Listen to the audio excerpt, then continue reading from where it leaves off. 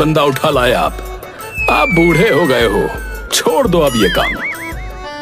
महेश, जरा जबान संभाल कर बात करो। तुम तो ऐसे बोल रहे हो जैसे अकेले मेरी गलती हो। तुम भी तो मेरे साथ ही होते हो।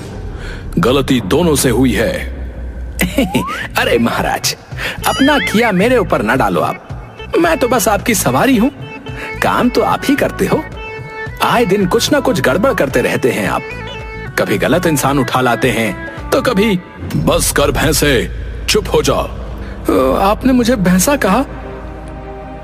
नहीं तो और क्या, तुझ जैसे काले भैंसे को अप्सरा कहूं। लगता है गर्मी में आपका दिमाग खराब होता जा रहा है। हाँ, वैसे बात सही है। तुम भैंसे नहीं, तुम तो सांप हो, सांप। आस्तीन के सांप, जिसे मैं आज तक पाल रहा था। मुझे नहीं पता था कि तुम मेरे बारे में इतना बुरा सोचते हो। और आप तो मेरे बारे में जैसे बड़ा अच्छा बोल रहे हो, है ना? यमलोक में हंगामा मचा हुआ था। यमराज और महेश आपस में जोर जोर से बहस कर रहे थे। तभी चित्रगुप्त वहां आ गए। अरे क्या हो गया महाराज? चित्रगुप्त, ये महेश मुझे बार बार ताने मार रहा है और कह रहा है कि मैं गलतियां कर रहा हूं। हाँ, तो इसमें गलत क्या है? अरे महाराज, आप शांति से बैठकर बात करिए। लड़ाई झगड़ा किसी का भला नहीं करता। चित्रगुप्त, आप तो ऐसे बोल रहे हैं जैसे ये सारी गलती मेरी ही है। महाराज, मैं तो बस ये कह रहा हूं कि थोड़ा शांत हो जाइए। महेश, तुम भी समझो। नहीं, ये ज्यादा हो गया है। अब और नहीं सहा जाता। महाराज का काम मुझसे अब और नहीं हो सकता। अरे महेश, तुम ऐसे कैसे जा सकते हो? यमराज का वाहन कौन बनेगा? अब आप बन जाइए। महेश, तुम सचमुच पगला गए हो। जाने दो इस भैंसे को, किसी और को पकड़ लाएंगे। ठीक है महाराज।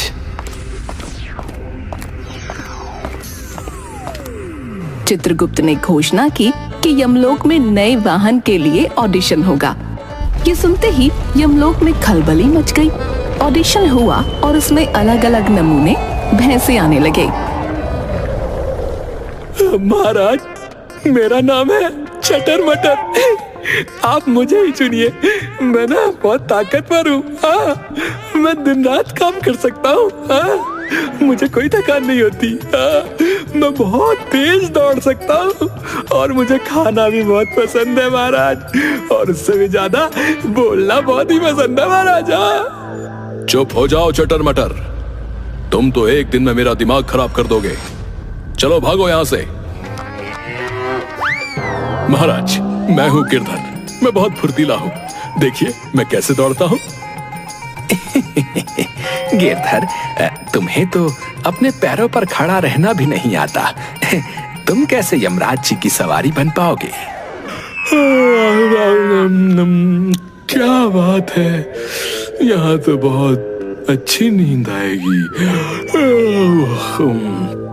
जाओ अपने घर जाके सो जाओ, यहाँ मनहूसियत मत फैलाओ। बहुत सारे नमूनों के बाद अंत में एक समझदार और शांत भैंसा आया जिसका नाम था नंदू।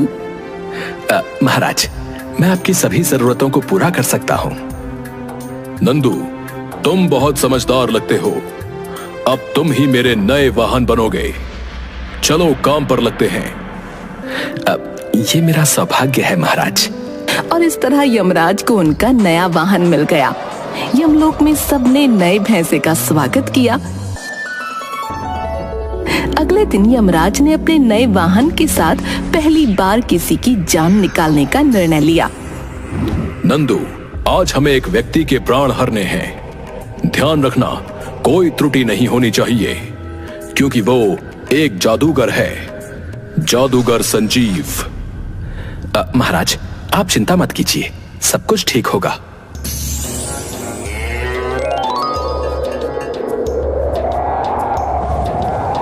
वो लोग जा ही रहे थे कि तभी अचानक नंदू ने बोलना शुरू कर दिया, लेकिन इस बार उसकी आवाज और अंदाज बिल्कुल बदल गए थे।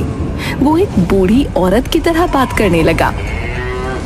अरे बेटा, मेरे बच्चे को जंगल में भेजा था, वो अभी तक वापस नहीं आया बेटा। मेरा दिल घबरा रहा है, पता नहीं किस हाल में होगा। नंदू, ये तुम क्या कर रहे हो? तुम मेरे वाहन हो, नाटक ना करो। अरे बेटा, तुम मुझे अपने बच्चे की खबर ला दोगे?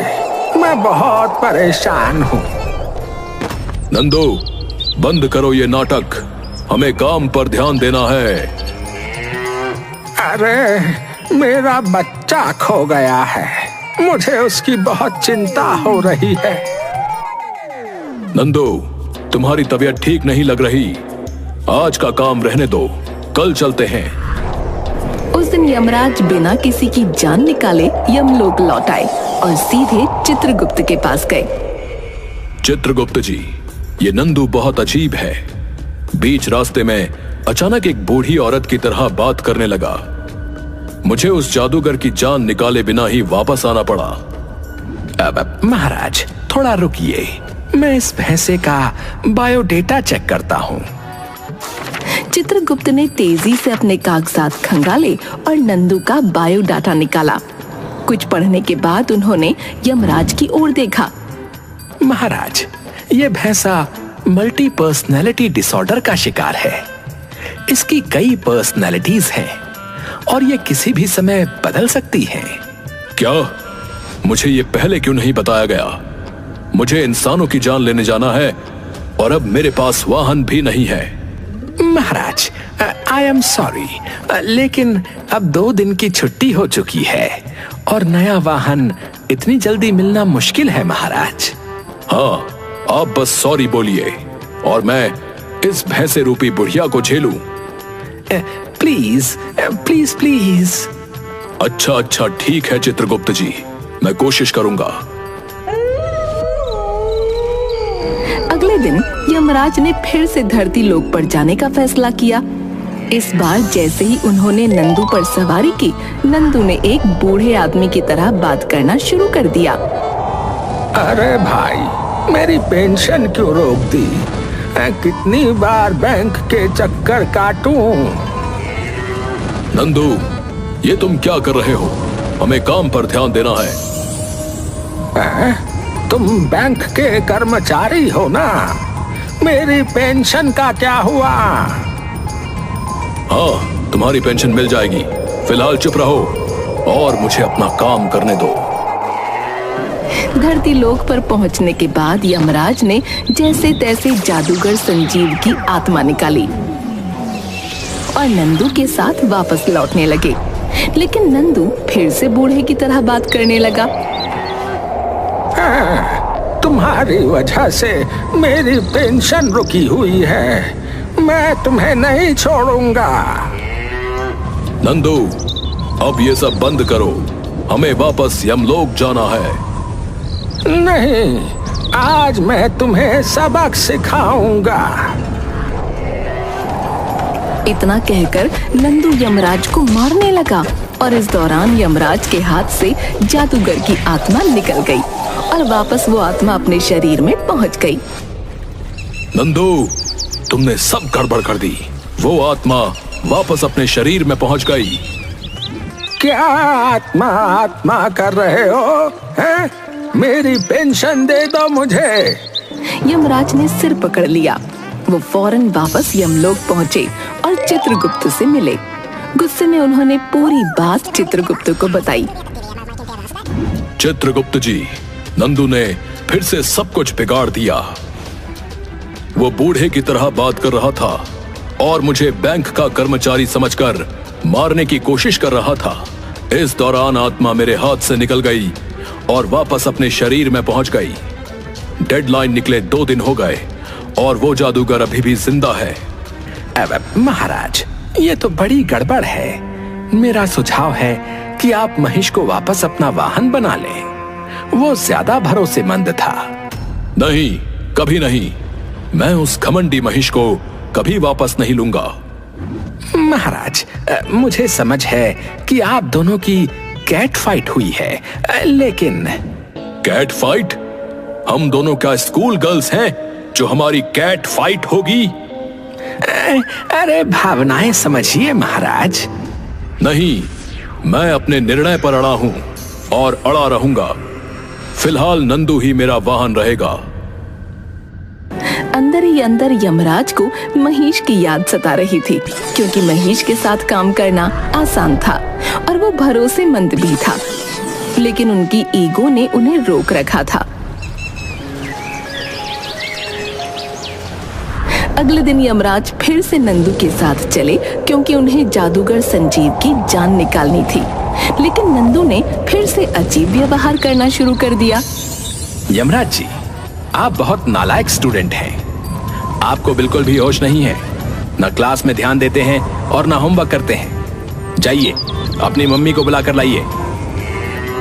नंदू, ये तुम क्या कर रहे हो? हमें अपना काम करना है।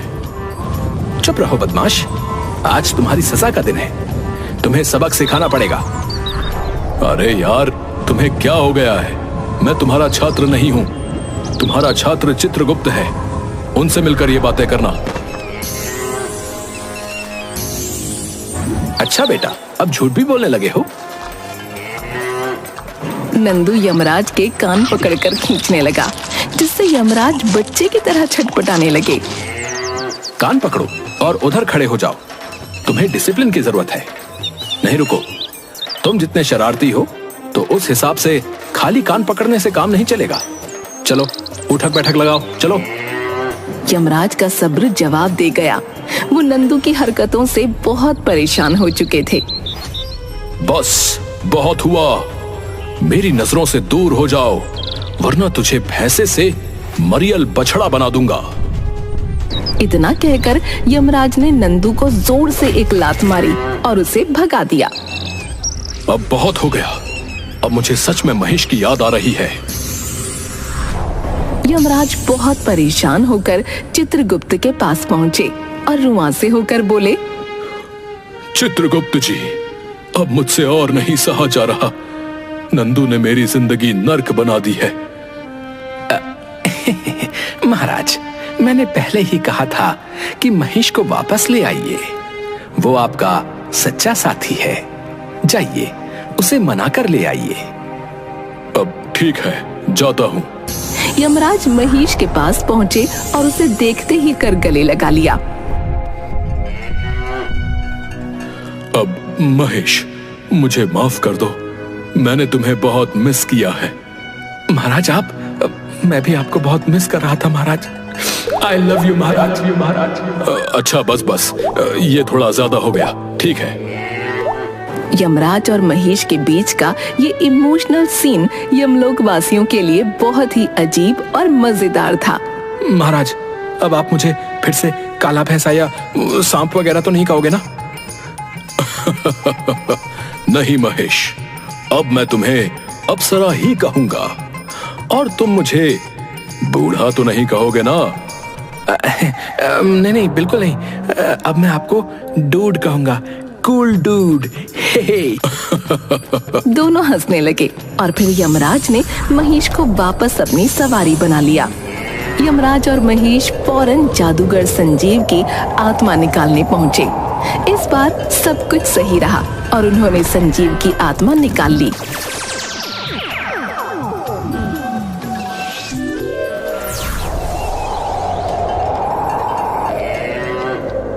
मुझे पहले ही पता चल गया था कि तुम लोग मेरी जान लेने आओगे, इसलिए मैंने महेश पर जादू किया था ताकि वो तुमसे लड़कर अलग हो जाए और तुम मेरी आत्मा ना निकाल पाओ।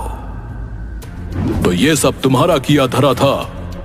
हे भगवान, ये इंसान कितने कमीने होते, मुझ जैसे मासूम भैंसे को भी नहीं छोड़ा। मैं अपने काम में काफी हद तक कामयाब भी हुआ, लेकिन तुम्हारी और महेश की दोस्ती ने आखिरकार मेरे जादू को तोड़ दिया। ये सुनकर यमराज और महेश का गुस्सा 7वें आसमान पर पहुंच गया। वो दोनों संजीव को पीटने लगे। ये ले जादू, और ले, मजा आ रहा है? और जादू ले, और ले, मजा आ रहा है? आ रहा मजा? और जादू ले। महेश, इसकी खोपड़ी पर लात मारो जिसमें ये खुराफाती आइडिया आया था। अरे अरे रुको, अरे मुझे मत मारो।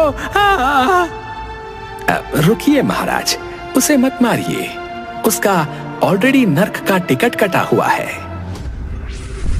ये सुनकर यमराज ने जादूगर संजीव के आखिरी मुक्का मारा और कहा, जा नर्क में जाकर सड़, और हाँ याद रख, यम है हम। इस तरह यमलोक का माहौल पहले जैसा हो गया और चित्रगुप्त ने चैन की सांस ली।